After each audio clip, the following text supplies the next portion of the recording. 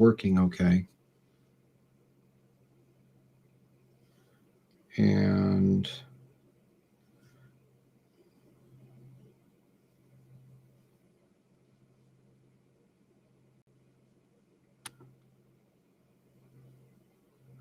doesn't look like it's going on. Oh, there it goes. Hopefully that's the right one for Daniel 2. Okay, good. It's working. Yeah, sometimes we have problems. Okay, they're coming through now. Yeah, I started this and then I saw a few people in the chat room and it did not come through, but now it has since I started it. So, okay. Tonight, what I wanted to do, actually, let me adjust this and make sure this is proper. Okay, what I wanted to do is talk about Daniel chapter 2 today and just give you a few little insights on a few things. And what I had noticed a long time ago is how Daniel would have known things. Now, the Holy Spirit can come upon a prophet and he can instantly know a few things. But other times you're studying the prophets and you know things. And I just wanted to share a few things like that with you. So in Daniel chapter 2, and we'll look at the vision here in a minute, but in Daniel chapter 2, we have Daniel is a prophet. He's in Babylon. He knows the prophecies of Jeremiah. He says in Daniel chapter 9 that I knew about the prophecies, and this is the end of the 70 weeks, and so this is what happens. And these kind of things. So I wanted to first start off and look at a few things. So this is from my book, Ancient Prophecies Revealed, but the prophecies revealing with Cyrus in 537. Now, this is specifically prophecies out of Isaiah 44, 45, and on. Now, Isaiah is writing in the mid 700s, so the 8th century BC. Daniel, this is 537 basically when this happens. So even in the 5, 6, 7, 8. So Isaiah the prophet has written his prophecies, created a book, and they have had in their canon, or at least access to the prophet Isaiah for 300 years. So Daniel would definitely know about these prophecies. So here's a few of them. In Isaiah 44, verses 27 to 28, it says, "It is I who laid the depths of the sea, be dried up, and I will make your rivers dry. It is I who says of Cyrus, he is my shepherd, and he will perform my desire. And he declares of Jerusalem, she will be built, and of my temple, your foundation will be laid." And this is a prophecy, and I go on in here and talk about a few of these things about Cyrus is king of the Persians. He comes to besiege Babylon. And he does so, but Babylon is an incredibly large city with crops and stuff in the city. It's sitting actually on a river. So they have all the water they need, all the sunshine, all the crops. They could theoretically wait out an invading army for years. You want to stay outside my house and throw stones? Go for it. I'll go on with life as usual. And in a few years, you'll get tired and go home. And that could very easily have been it. Cyrus was there for quite a while and could not take Babylon. Josephus makes the comment, and I've got that down in here too. Here's what Herodotus says about it. But basically, Josephus in Antiquities of the Jews 11 talks about how Cyrus is trying to figure out this problem. There is a group of Jews that come to Cyrus and say that we follow God, the one true God, and he put the Babylonians in power. And now, according to our prophecies, he's going to allow the Persians to conquer Babylon. Now, here's our prophet. This is 300 years old, but he actually mentions your name. And in this prophecy, apparently, you're having a problem trying to take Babylon. It's just complicated. And so in the prophecy, the angel wants to and he said this to the prophet Isaiah 300 years ago, but this is to you. This is how you take the city. And they present it to him. Well, Cyrus is so overwhelmed with this, it's like, you have a God that wrote 300 years ago, not only I'm the one that takes Babylon, but that I'm having a problem, which I am, and how to fix it. Let me see this text. So he looks at the text, and it reads basically what we just read there out of Isaiah 44. So he begins to understand, okay, there's no way I can fly over. There's no way I can go through. There's no way I could go under. There's gates on everything. We're done. Except according to this, the angel goes before me and opens the brass gates. Everything in Babylon is like decked out with gold and silver and stones and stuff like that. The only brass gates are the ones that are under the city where the water comes in. So in other words, if he was to divert the water, he could send in troops. Now there'd be brass gates there, so it'd be the same thing. There's no use of even trying. But this prophecy has said there's a guy named Cyrus. He comes against Babylon. It's God's will for him to do this, to free the Jews, to take the property, conquer, and to build the temple. And he's going to be having a problem when this happens. And this is how you fix it. Well, I mean, what do you do with that, right? So Cyrus builds an aqueduct so that at the right time he can open a channel and divert the water, and the water level would drop. So that's Herodotus here. Let me see if I can get this a little clearer. There we go. Herodotus, in his history of the Greeks, 191, says that when Cyrus did this, he built this thing, opened the dam, and when he did, the water level dropped to the middle of a man's thigh. So this was a pretty large river. You can think of like the Mississippi River, but for just a short while, it drops all the way down to a man's thigh. So a small amount of troops could just walk in there. They did, and of course, for some reason, the brass gates were unlocked. So they go in, they sneak up, and go to the main gate, take over the few guards that are there, open the main gate, and let the troops in, and that's how Babylon was taken by Cyrus. So it's an interesting prophecy. And so this is going on the outside. And so you could understand if Daniel knew the prophecies of Isaiah, that Babylon would be there. And then another prophecy, it talks about Nebuchadnezzar, being king of Babylon, and there would be 3 generations. So if you're Daniel, before the Holy Spirit anoints you or anything, you believe you're a son of the prophets, you believe the prophecies. So 3 generations later, that's the guy currently ruling, ticks off the Persians, and they come at the door. The Persians are actually outside trying to break in. And humanly, they're not going to make it. So everything's fine. But the prophecy says that they do. And they're led by a guy named Cyrus. And these guys outside the door are actually led by a guy named Cyrus. So you're trying, it's not hard. So you can understand when Belshazzar has this handwriting on the wall, Daniel walks in there. This is in chapter 4, but he walks in there and basically says, okay, let me tell you what's going on. Yeah, I don't even need to look at it. I know what it means. Here's the deal. Because you're the 4th generation, and the 70 years is up tonight, and all of a sudden you have this miraculous handwriting on the wall. I better know what's going on, because he studies the prophecies. And you and I are not prophets, but if we study the prophecies, we can figure things out like that.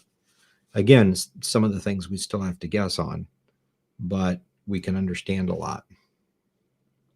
So let me flip this over. He sees this vision in chapter 2. This is what we're looking at. Nebuchadnezzar has this dream.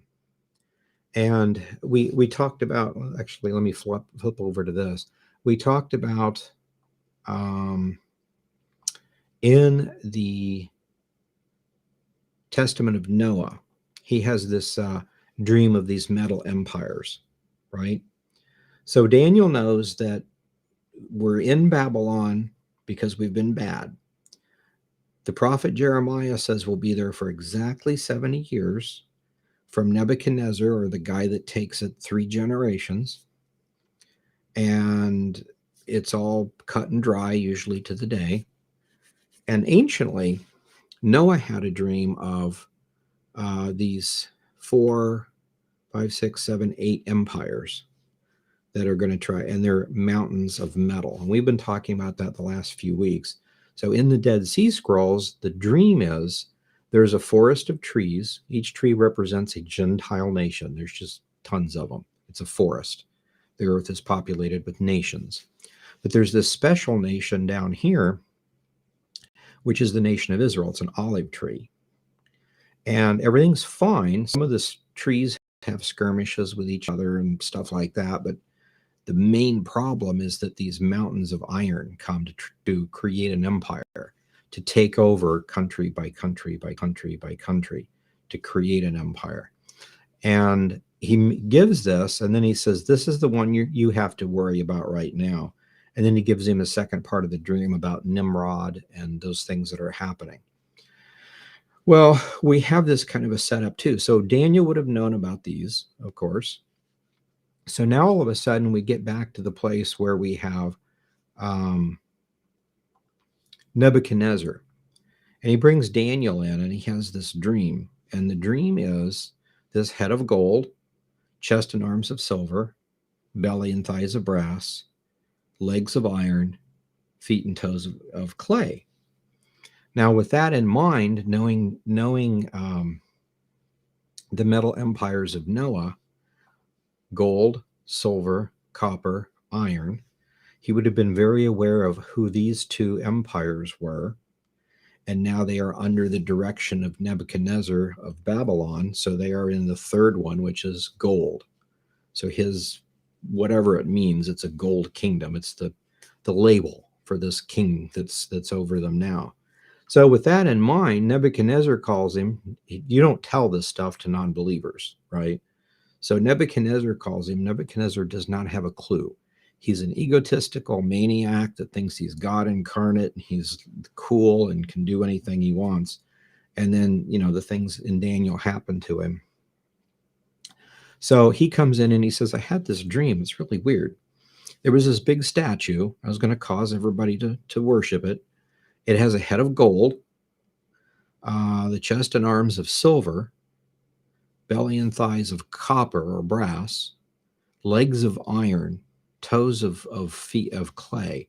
Do you have any idea what that might mean? Oh, I think I have a clue. These are empires, that have to deal with Israel. And obviously you're the 3rd one because we're under you now. So you are the head of gold. After you will come another empire, somewhat inferior, obviously gold and silver. And then after them, another empire. And then after them, another empire. But for right now, you need to know that God has put you in control, and you need to be humble, lest he do something, because there's one true God. He begins to witness to him at this point. Now, later on, Daniel goes and asks God in a dream. We get into chapter 7. Can I have more information about the silver and because these are, obviously this part is getting ready to go over. Isaiah would predict the Persians. So somehow this must be Persia. And it's Medo-Persia. Maybe that's why there's 2 arms, Medes and Persians. He's thinking like this. And then, in my opinion, he's thinking like this. So, and then God does give him a lot of extra information. We get the same thing with Ezra. Ezra has the same picture, and he gets a lot of information about the legs of iron, which is what we've been kind of talking about. And this is most important to us because when the legs of iron are over, we have the 10 toes that immediately develop. And in their days, the Messiah sets up his messianic kingdom. So this is toward the end. This is right toward the year 6000. And we're fastly approaching that now. So we're interested in all these prophecies, but to see this repetitive stuff is really cool. So we know that in 607, Babylon conquered Israel, and Israel went into slavery. 70 years later, 537, the Persian Empire takes over the Babylonian Empire. And we have that in Daniel 4 and other places. That very night Belshazzar was slain and Darius the Mede took the kingdom. And it may take a while to establish things, but basically there is a point that you can look at and say, at this point, that's when things happen. So then in 323, the Persian Empire falls to Alexander the Great. His kingdom breaks up into 4 pieces, and those details are given by Daniel elsewhere. But basically, Israel has problems with 2 of the 4 facets of the Greek Empire until Rome finally comes in and takes over, and the era of the Greek Empire is over. And that's 64 BC, when Pompey marches into Jerusalem and says, this is now Roman territory. Anybody that doesn't like it gets shot. That's just it. And whether the Jews like it or not, it's like if you're Egypt or you're Syria or whomever, you mess with this territory, it's our territory now. You're messing with Rome, and you're basically declaring war on Rome. This is ours now.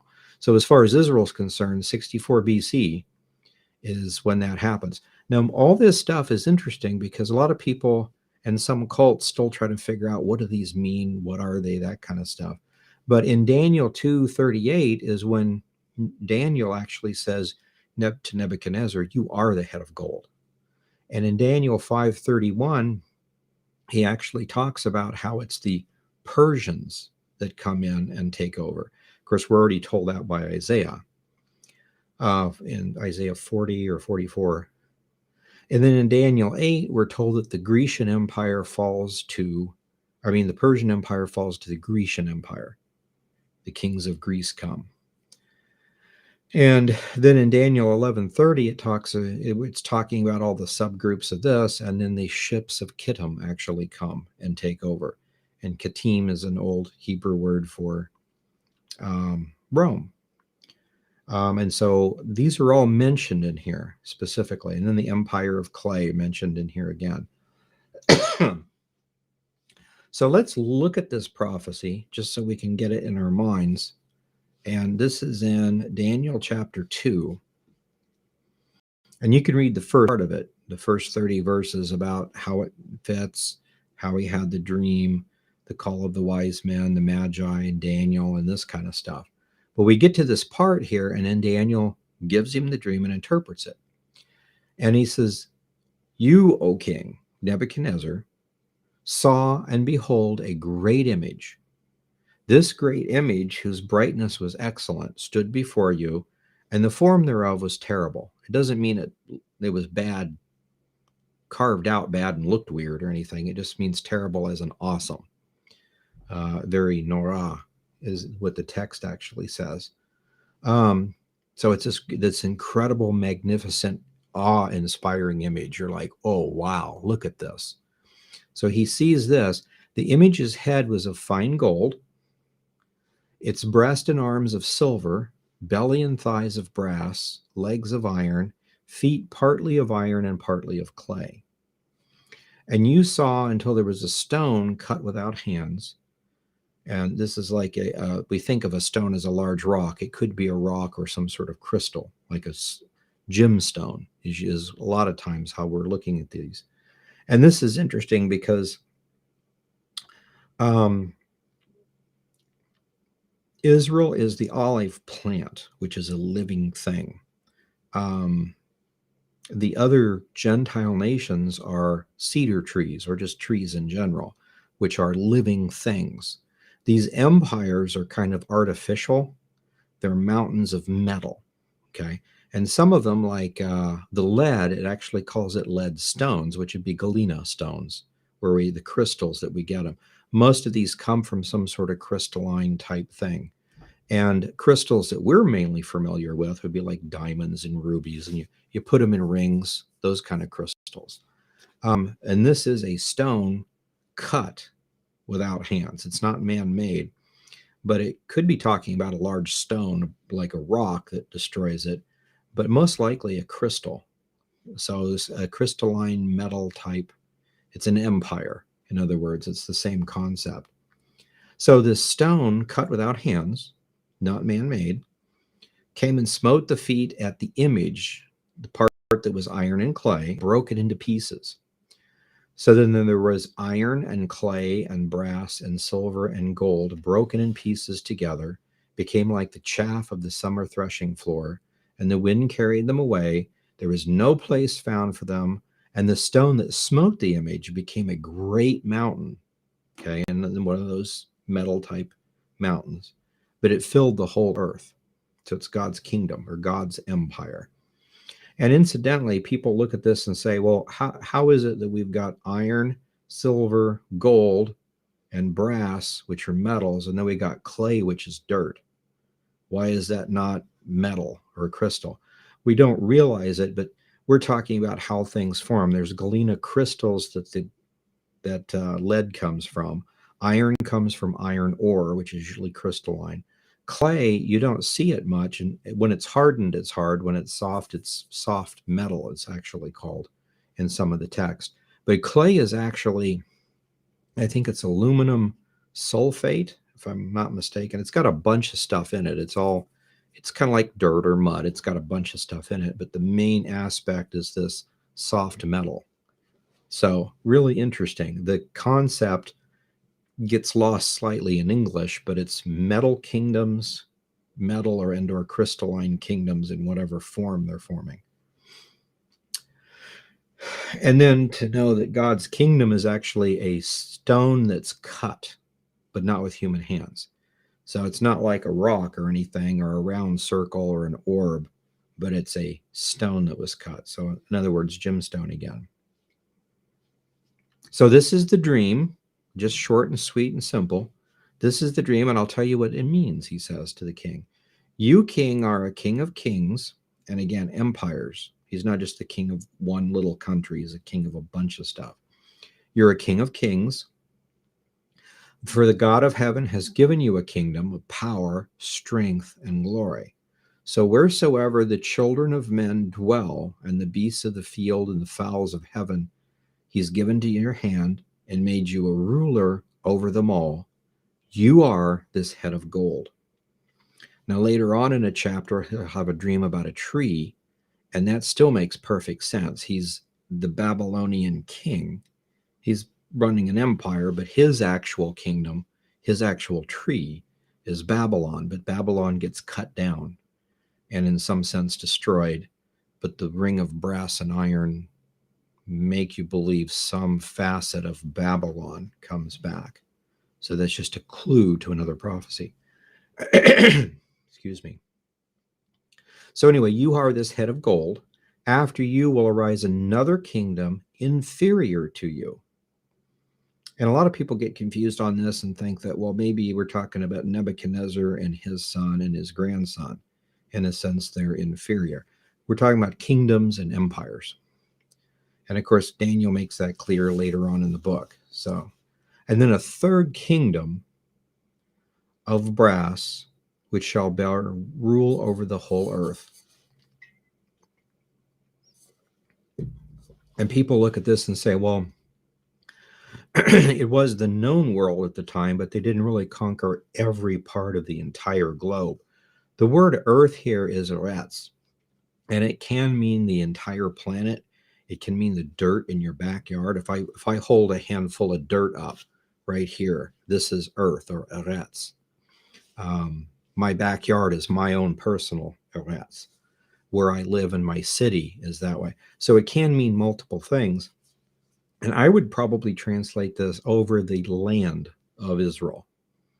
So specifically, and that's what we're always focusing in on, these prophecies. They have something to do with Israel. Israel is God's key concept timepiece. So if Israel ceased to exist in 135 and then came back in 1948, you could have 29,000 empires during that time, but as far as prophecy would be concerned, who cares? Unless it had something to do to set up Israel coming back or something like that. But what happens in China or Argentina, United States, unless it has something to do with helping or hurting Israel in some way, then it's kind of irrelevant. It's just all those trees, whatever they're doing. So there's this kingdom inferior, which is silver, kingdom of brass, and then the fourth kingdom shall be as strong as iron, insomuch that iron would break in pieces and subdue all these other things. If you had a sword made out of gold, I could bend it with my hand if it was solid gold. Gold's very soft. Now, copper would cut me. I don't think I could break copper very easy. I could with an iron sword. Silver, but iron is, think of a steel or stainless steel sword. That's the kind of stuff that's strong. It doesn't break.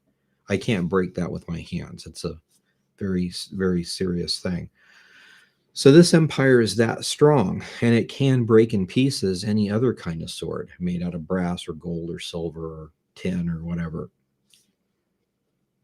And it says, whereas you saw the feet and the toes, partly of potter's clay and partly of iron, the kingdom shall be divided. There shall be in it the strength of the iron, inasmuch as you saw the iron mixed with miry clay. And as the toes of the feet were also part of iron and part of clay, the kingdom will be partly strong and partly broken.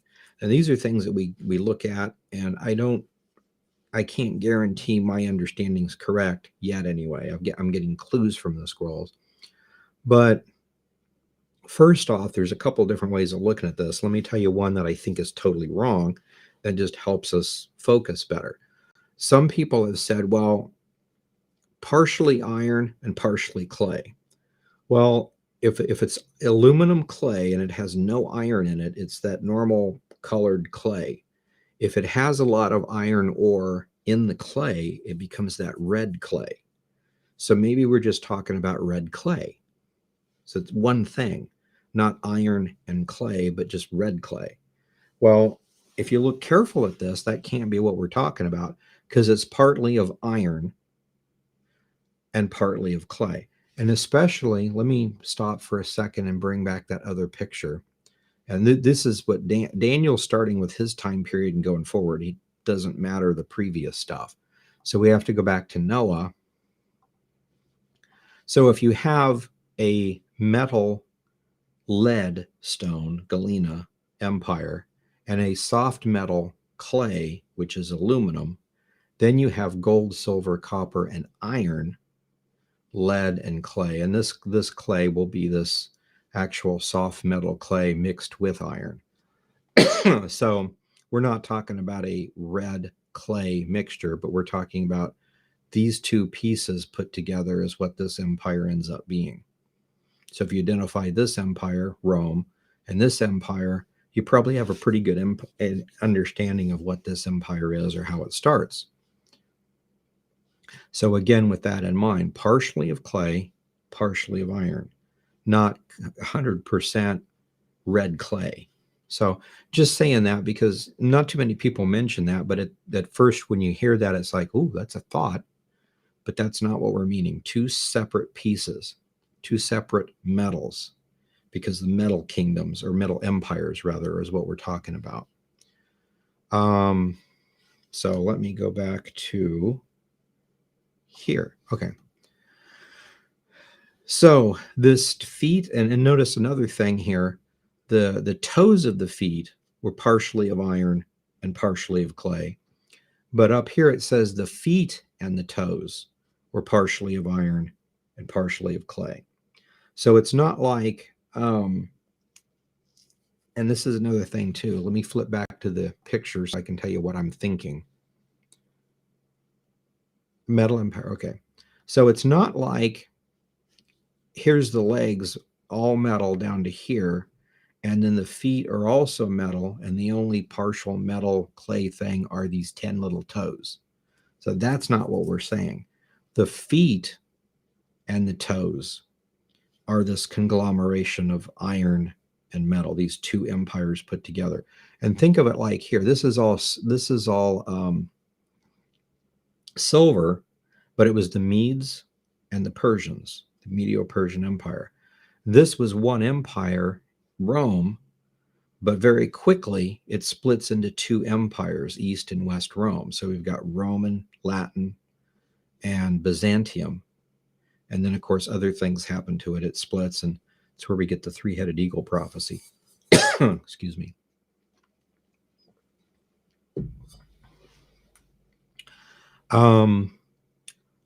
We're not told that the statue is deformed.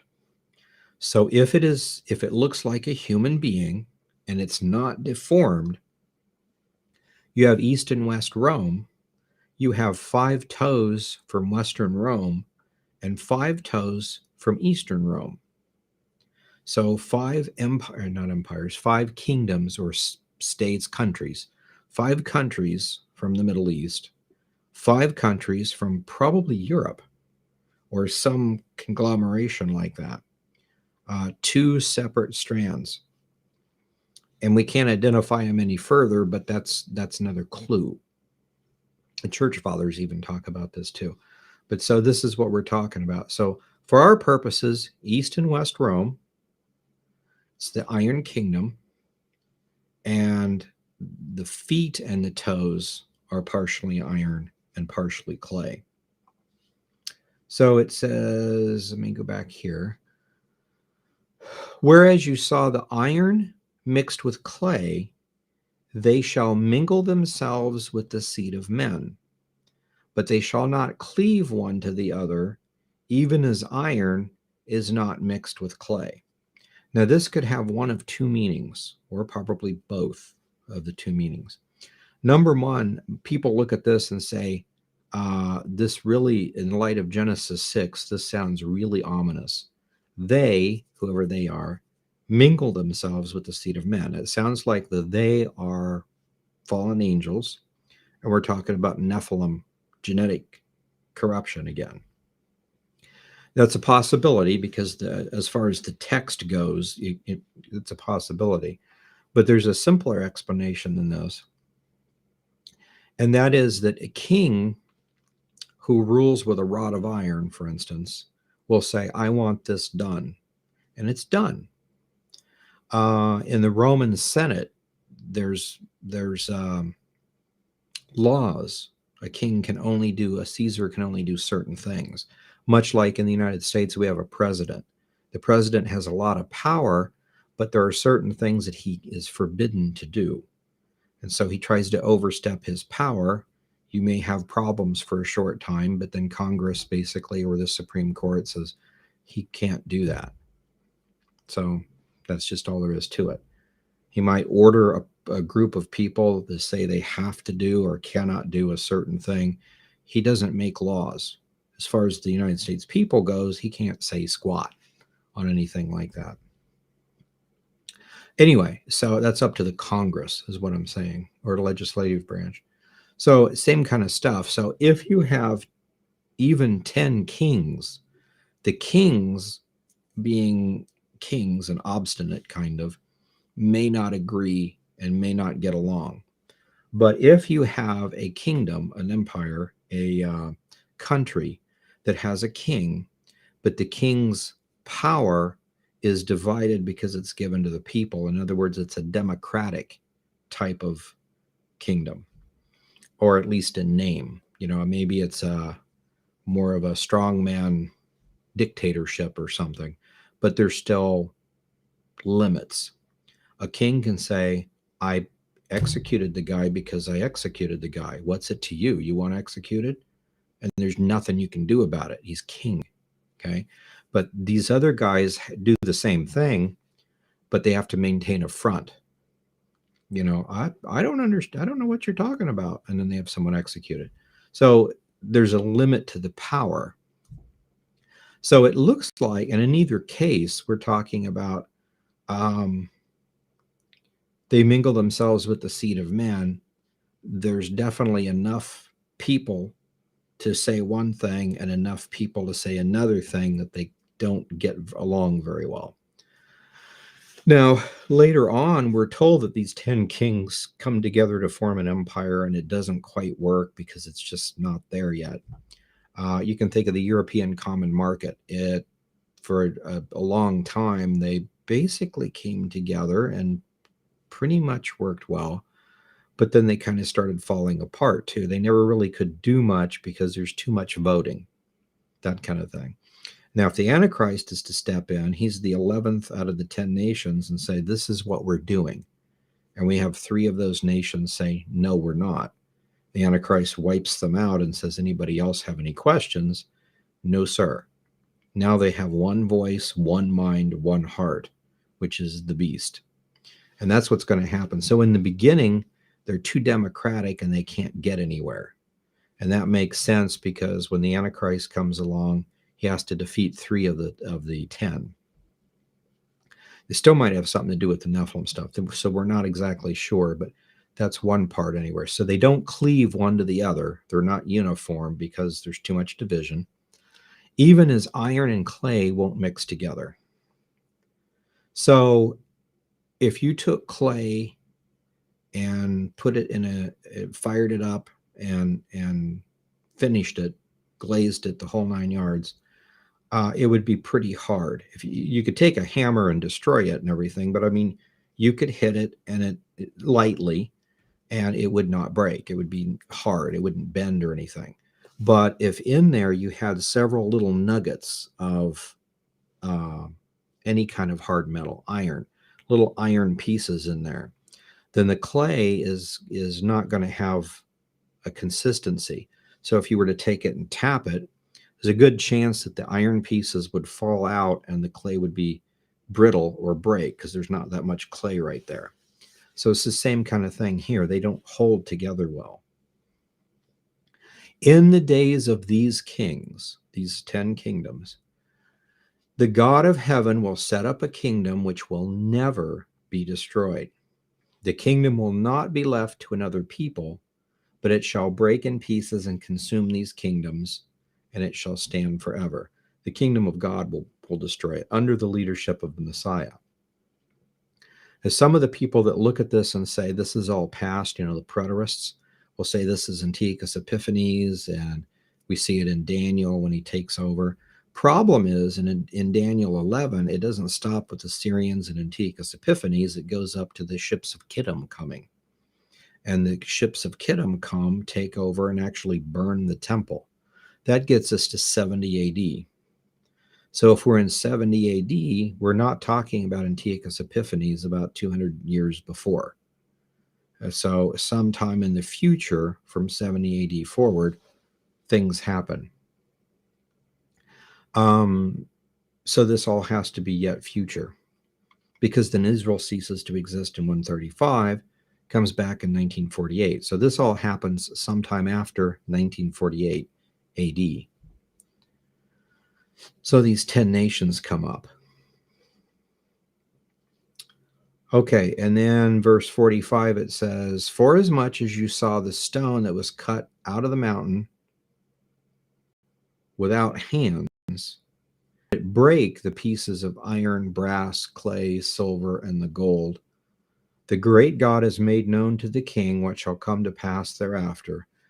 The dream is certain, and the interpretation thereof is sure." And then Daniel gets promoted. So, but this is that whole thing again. So there's a lot there that are a few things here we're not absolutely sure, but now the church fathers make a little more sense in some of the things that they talk about. So just to recap here, you've got the Middle Empires of Daniel, Babylonian Empire, Persian, Grecian, and Roman. The Roman one divides in 395 into East and West and goes down to, I've got highlighted in here, 1917. But as we talked about it last time, we have this empire here. Rome is pagan, has been pagan in an empire for a long time. And then in 64 BC, it conquers Israel. So that's where we would get interested in. So from 64 AD forward, 64 BC going forward, Israel is owned, so to speak, by Rome.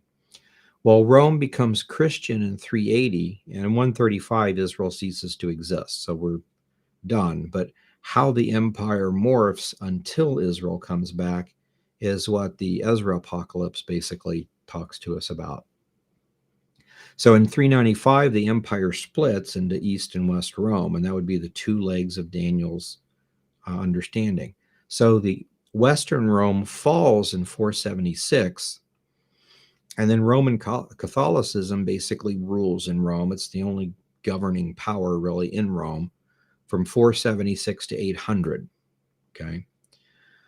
Um, and then at that point, they are able to successfully rebuild a type of empire, half of it. The old Western Roman Empire is kind of reborn. And you might think it's kind of a fake when it doesn't count, but it's from the whatever authority is in Rome, Italy, okay, has created or revived an empire. So it pretty much is a Roman Empire. So the Holy Roman Empire is from 800 to 1806. So for 1,000 years, you have that Roman Empire again. During this time, back in 395, the Caesars actually went over to Byzantium and started the Byzantine Empire. So the Caesar line goes all the way down through the start of Islam, the Roman Catholic Eastern Orthodox split of 1056. And then in 1453, it falls, the empire falls to the Ottomans. The Ottoman Empire ruled it until World War I, which was 1917. So during this time, you have the Holy Roman Empire ending in 1806.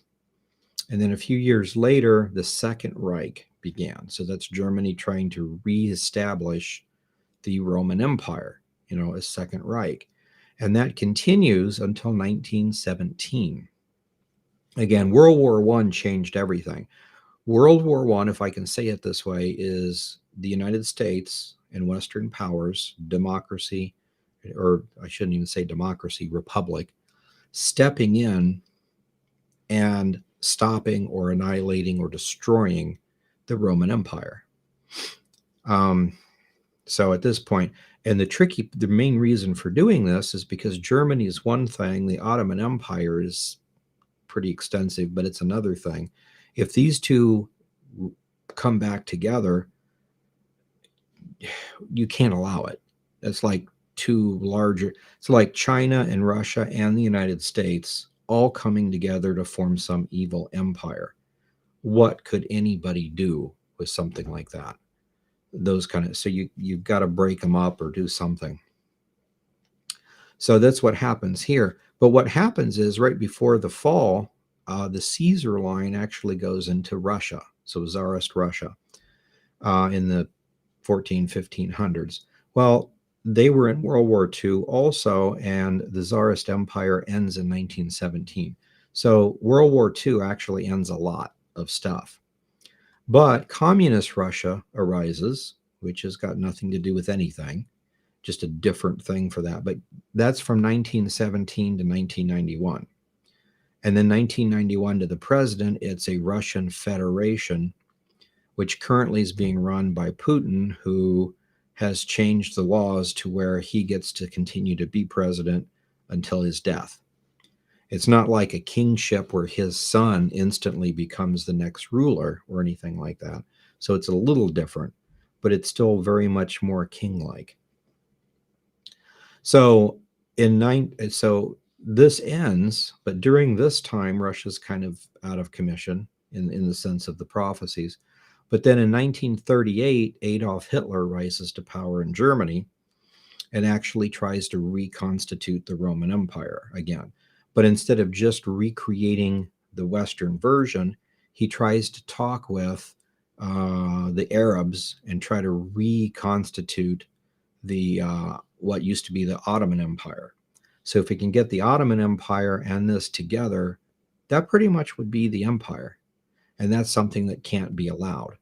So World War II again happens to, for the second time, destroy the attempted revival of the Roman Empire. And then a few years later, Israel forms. And that's the era that we're in now, is the last period with Israel here. So this is interesting. When we get to the Gog Magog War, you have Magog, which is Russia, and that's identified in the book of Jasher, so we know we're talking about that people. And then Gomer with all of his bands. We know Gomer's son was Ashkenazic Jews or German Jews, so you can think about it that way. So if Germany, with all of its old empire groups coming together with Russia, with all of its empire, Caesar, Czar type stuff together, and they actually are able to come together, that would reconstitute the Roman Empire. The prophecy says that the Western nations, the ships of Tarshish, or the cubs rather of Tarshish, which are United States and the Western powers, for some reason we don't respond this time, which is the reason why the empire can reconstitute. But this is why God steps in and destroys it on the mountains of Israel. Again, which is talked about in Ezekiel 38 and 39, Gad chapter 1 and 2, the Ezra Apocalypse, I think 15 and 16. So all these things, we'll look at them piece by piece. But tonight I just wanted to go over this and look at this, and most of us are very familiar with the metal images or empires of Daniel. We look at that, we know exactly what we're talking about. The only confusion is that sometimes we tend to think that the Roman Empire fell in 476 or 1453, or even some of us will say the Western leg fell in 476. This one fell in 1453. So this is a very lopsided, statue. And it's two divisions, but the empire goes at the same time. So this is interesting. So this is really not 1917. It's not really 1945. It hasn't really happened yet, but it's in the last stages. It's an empire that dies kind of, but comes back or is revived.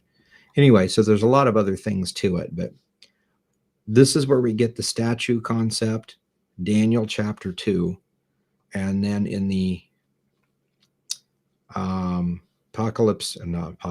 Testament of Noah from the scrolls, we get the empires, the Middle Empires. So we'll come back together and do those really well. This is our basic empire outline. So again, to remind you, Revelation talks about 5 have fallen, 1 is, and the other's not yet come, talking about those empires. The one that is, we know is Rome. He identifies it as Rome, the city that now rules. And so we've got Noah's empires, Daniel's empires, all of metal that match, and then the animals, and the animals that match. And so we're going to go through and study this in depth in the future. But tonight we just wanted to focus on Daniel to see what we got, how Daniel 2 is used, what the symbolism is. And it's really neat. For the longest time, we always connected these together, Daniel 2 and Daniel 7 and Daniel 8, but we never were able to put it with the Dead Sea Scrolls before. So we'll go ahead and stop there for tonight. And let me back up. Okay, I thought it was frozen there for a second. And see if there's questions in our chat room.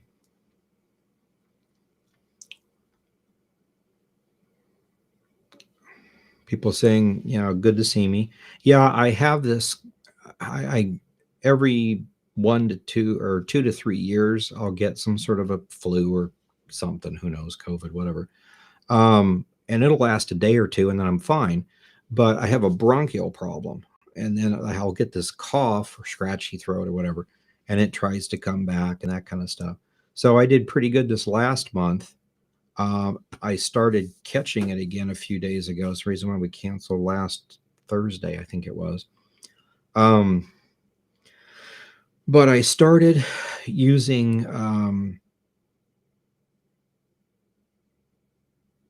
well, I take a lot of D every day and C and things like that. But I added to it the quercetin. Quercetin? I think that's it. Supposed to make the zinc work with the cells better. It's supposedly quercetin, from what I was understanding, and I'm not an herbal medicine guy yet. I'm trying to figure this stuff out. Is the over-the-counter kind of sort of similar thing to hydroxychloroquine.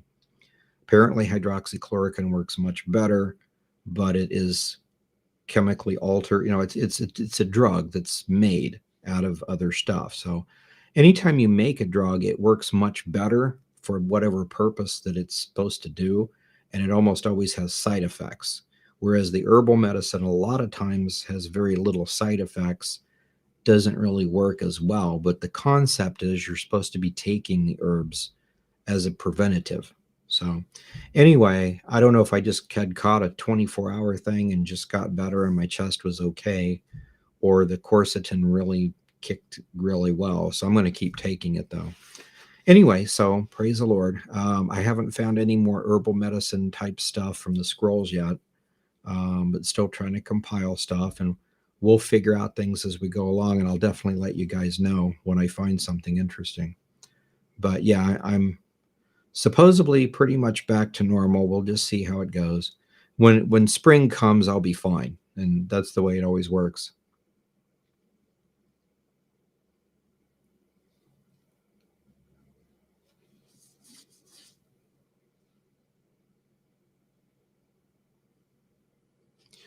Okay, some people say the audio and the video are freezing. So I'm not sure. We'll have to look on that. Diane said we had an awesome study. Yeah, Calvary Chapel, Gloucester County, which is run by Gary Clark. They got hit with COVID pretty good, and they were short staffed.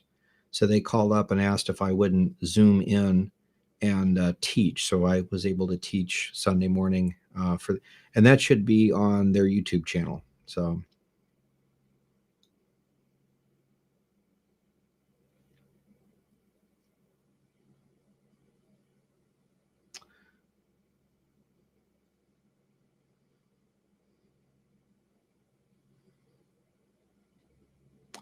okay, well I don't know. I'll have to look at that and see. Yeah, I'll just have to look and see. Sorry for the freezing stuff. Yeah.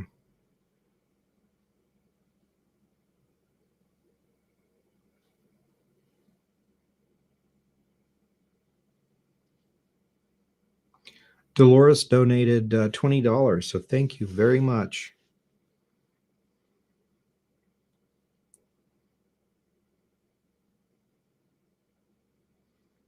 Yeah, hit the like button if you can, and then okay. Prescott donated $5. Thank you very much.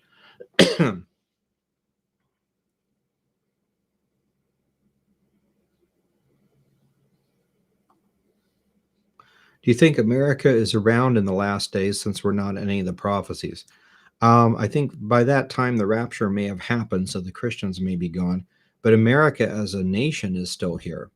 The in chapter 38 it says that the cubs of Tarshish object, don't do much, but they object, and so that would be United States, Great Britain. Tarshish is Great Britain, and so it's the Western powers over here. One reason we may be objecting is because we're too busy trying to figure out what happened because the rapture happened and people are missing, or maybe without the Christian influence, the government structures flipped around. Even right now, with the vast majority of Christians in the United States, our current administration may or may not be godly. So you can imagine what would happen if all the Christians right now were instantly removed. Where would that administration go? It would go downhill fast, no matter what it is, Republican or Democrat or whatever. But something like that's going on. But at least we're still here because we object, which for all purposes, I guess it doesn't matter a whole lot. But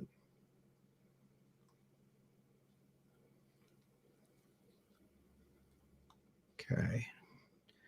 Another person donated $5. Thank you very much for the donations, guys.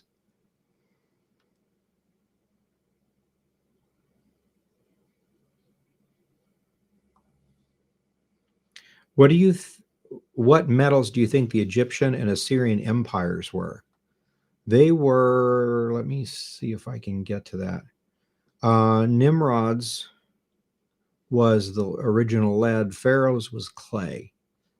So, and then I'm not sure that we have anything specific for the Assyrian one, but then we have the other lead one in here. So it'll be interesting to kind of pull those together.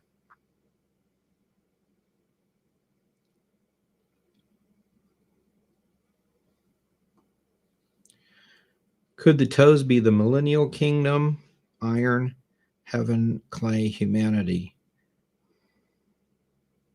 I don't think it's the millennial kingdom.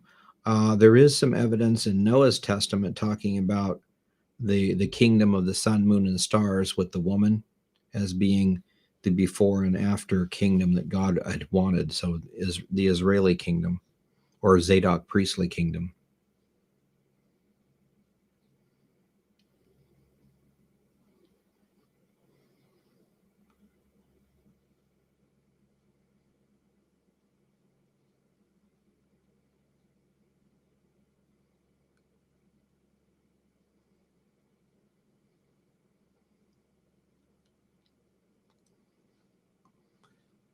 See, Ron says, appreciate the connection you impart about Russia. Yeah, it's something I was taught that in seminary as far as the line, and so it's about the only way you could interpret the three-headed eagle prophecy out of Second Esdras, which the Anglicans did put in the King James 1611. So it's kind of an interesting story there, but may or may not be correct. Anything outside of Scripture, we got to remember to take with a grain of salt. But it is interesting, and it does tend to throw a lot of light on this stuff.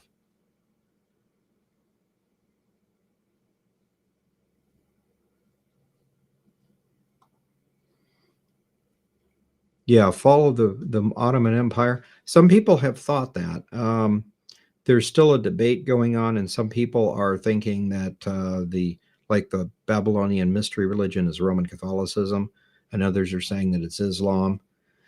And I believe Gad is saying that it's a combination of the two, or something like that. Anyway, so not sure. These are things to think about, though. These are just some new clues, and we need to stop and think about them. And if we can prove that or totally disprove it, either one, we're one step closer to figuring things out.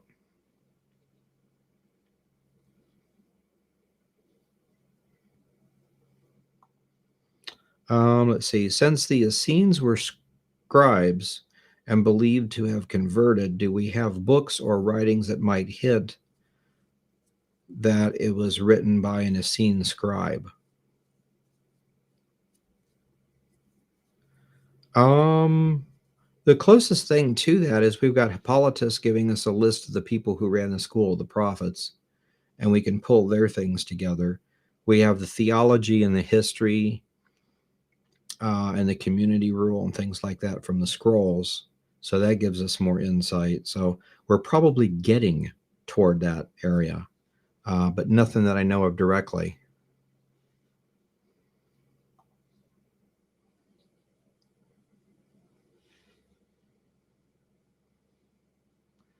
Yeah, and some people are talking about ivermectin works too. I have not studied out ivermectin yet, but I definitely want to look at that next.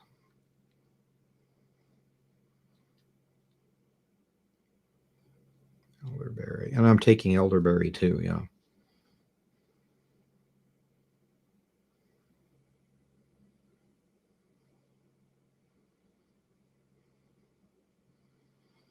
Okay, and quercetin is good for allergies too. I heard it helps a little bit on a lot of things. It's just one of those things that's really good for you. That's the main thing we have to understand is that number one, we may be deficient in vitamins, which causes our problems. And then we can take supplements, but we might be taking not the greatest quality of supplements, or maybe the reason we're deficient is that our body's not absorbing it right for some reason, just weird genetics or whoever. So, along with that, we need the herbs that kind of help force our body to absorb things correctly. So, and I think those are the two main mixes we need to look at.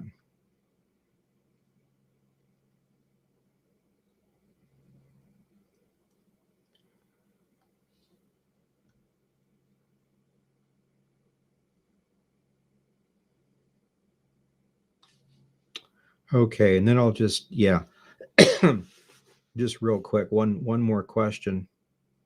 I clicked on that too. How would we calculate the Essene years into current BC 80 years? We have here's our oh, I look weird. Here's our Bible Facts homepage and the current study that we're doing. And over here we have a Dead Sea Scroll calendar. and we've got that stuff calculated here. So right now, Israeli time, it's already Tuesday at 3:59 in the morning, and January 11th, a Pharisee date and Dead Sea Scroll date.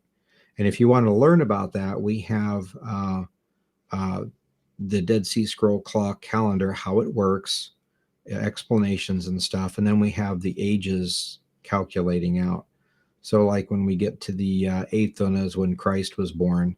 It's this time period, and we're trying to put in a lot of Bible and historical notes in these time periods. So, it's a good study. We'll continue to use this to study sometime. I'm going to go ahead and stop there because it's 8 o'clock. So, I will see you guys. Depending on how I'm feeling, I may or may not do a Q&A, but I'll try to. If I don't do a Q&A, I'll try to at least answer some of the questions in the community tab. But we'll try to keep going on this stuff. Thank you, and I'll see you guys next time. God bless.